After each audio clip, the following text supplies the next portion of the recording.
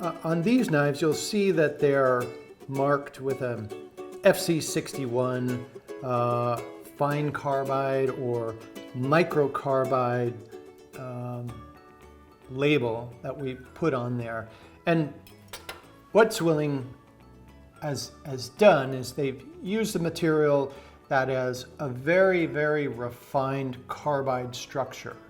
So in the case of SG2, this is called powdered metallurgy.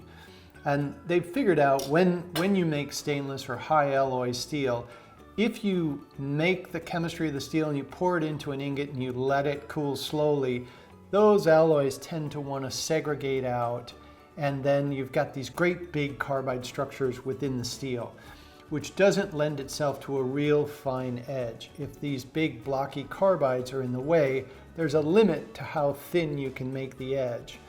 And metallurgists figured out, well, if we make the same chemistry and then we can atomize, imagine shooting hot steel through a hose, and that you've got these fine particles of steel and they hit a cool rotating drum, and that all these little BBs, if you will, tiny little BBs, and each one has the perfect chemistry.